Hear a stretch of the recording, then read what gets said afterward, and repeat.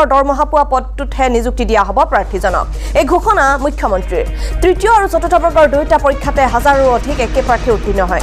আনহাতে মহিলা প্ৰাৰ্থীসকলক তালাচী সন্দৰ্ভতো মন্তব্য মুখ্যমন্ত্ৰীৰ। এতিয়া একাধিক পদত নাপায়, কাৰণ এটা নিয়ম কৰা আছে যে যোনে চতুৰ্থ শ্ৰেণীত পায়, তৃতীয় শ্ৰেণীত পায়, তেওঁ চতুৰ্থ শ্ৰেণীত নাপাব। যোনে ওপৰৰ স্কেলটোত পায়, তেওঁ তলৰ পজিশ্যনটোত নাপাব। গতিকে এইবাৰ যাতে তেনেকুৱা ধৰণৰ ডাবল কেণ্ডিডেট নহয়, তাৰ বাবে এইবাৰ বহুতখিনি ব্যৱস্থা গ্ৰহণ কৰা হৈছে। এইবাৰ কেণ্ডিডেট লাভ হয়, নহ'লে 1-1.5 হাজাৰ ল'ৰা ছোৱালীয়ে ডাবল পায়।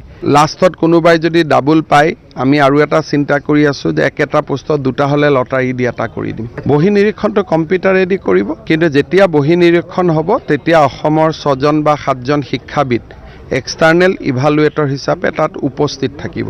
ভাৰতৰ অইন ঠাইত নাই, ভাৰতৰ অইন ঠাইতটো লুকাই লুকাই কৰে। আজি এতিয়া মোক ইমান দিনে কংগ্ৰেছে সমালোচনা কৰি আছিল ইণ্টাৰনেট বন্ধ কিয় কৰিছে। আজি ঝাৰখণ্ডত কংগ্ৰেছ চৰকাৰে পৰীক্ষা পাতিছে, আজি তেওঁলোকে অসমৰ পৰা শিকি ইণ্টাৰনেটটো বন্ধ কৰি দিছে। যোৱাকালিলৈকে যি কংগ্ৰেছ দলে সমালোচনা কৰি আছিল ইণ্টাৰনেট কিয় বন্ধ কৰিছে, আজি ঝাৰখণ্ডত কংগ্ৰেছ চৰকাৰে অসমৰ পৰা শিকি পৰীক্ষা হৈ থকা সময়ছোৱাত ইণ্টাৰনেট বন্ধ কৰিছে। তাৰমানে অসমে আজি দেশক ৰাস্তা দেখুৱাই আছে। মহিলাৰ চেকিঙো হ'ব, মহিলাৰ চেকিং নহ'লে মহিলাই যদি কাগজ লৈ আহে কেনেকৈ হ'ব। গতিকে এয়াৰপৰ্টত যেনেকৈ চেকিং কৰে, সুধি লয়, পাৰ্মিশ্যন লয়, লৈ পেলাই চেক কৰিব। চেক নকৰিলে পৰীক্ষা কেনেকৈ হ'ব। এইটো যদি মহিলা বুলি মহিলাক চেক নকৰোঁ, কালি পৰহি ল'ৰাবিলাকে ক'ব যে ছোৱালীবিলাকে তোক ছোৱালীক চেক নকৰিলে, ল'ৰা কিয় চেক কৰিছে।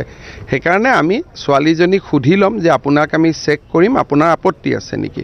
বোলে মোৰ আপত্তি আছে। আপত্তি যদি আছে তেতিয়াহ'লে তেওঁক আমি বেলেগ ৰুমত বহি পৰীক্ষা দিব দিম, আৰু তাত আমি ইনভিজিলেটৰ বেছি লগাম।